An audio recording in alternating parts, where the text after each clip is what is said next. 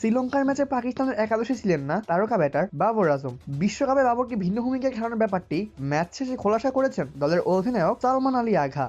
ICC টি-20 বিশ্বকাপে super 8-এর শ্বাসরুদ্ধকর ম্যাচে শ্রীলঙ্কার বিপক্ষে 5 রানে জিতেছে পাকিস্তান। সেমিফাইনালে যেতে হলে এই ম্যাচে অন্তত 65 রানে জেতা দরকার ছিল পাকিস্তানের। সেই সমীকরণ না মেলায় জেতার পরেও বিদায় নিয়েছে পাকিস্তান এবং ফলস্বরূপ সেমিতে চলে গিয়েছে নিউজিল্যান্ড।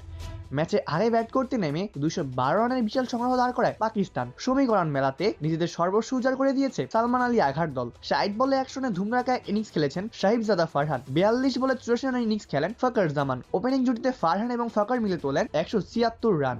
জবাব দিতে নেমে পাভান রাতনাকায়েকে এবং দাসুন সানাকার দুর্দান্ত ব্যাটিংয়ে শেষ পর্যন্ত লড়াই চালিয়েছে শ্রীলঙ্কা। 37 বলে 58 রানের ইনিংস খেলেন পাভান। সানাকা শেষ পর্যন্ত টিকেছিলেন। 31 বলে করেন 76 রান। শেষ ওভারে 28 রানের সমীকরণ মেলাতে গিয়ে পাকিস্তানের 2 বলে 6 রানে আনেন সানাকা। তবে শেষ 2 বলে আর রান নিতে পারেননি এই অধিনায়ক। শ্রীলঙ্কা ম্যাচে পাকিস্তানের একাদশে ছিলেন না তারকা ব্যাটার বাবর আজম। বিশ্বকাপে বাবরকে ভিন্ন ভূমিকায় খেলানোর ব্যাপারটি ম্যাচ শেষে খোলাসা করেছেন দলের অধিনায়ক সালমান আলী আগা। সংবাদ সম্মেলনে সালমান বলেছেন, দেখুন আমার কথা শুনুন, এটা টিম গেম, এখানে কেউ একা সিদ্ধান্ত নেয় না, সবাই মিলেই সিদ্ধান্ত নেয়। বাবরের এই বিশ্বকাপে ভিন্ন ভূমিকা ছিল। 4 নম্বরে মিডল অর্ডারে একজন অভিজ্ঞ ব্যাটার দরকার ছিল স্থিরতা দেওয়ার জন্য। বাবরের এই দায়িত্ব ছিল এবারের বিশ্বকাপে যেন কোনো ব্যাটিং কলাপ হলে তা সামাল দেওয়া যায়। বিশ্বকাপ থেকে বিদায় নিয়েছে শ্রীলঙ্কা এবং পাকিস্তান দুই দলই।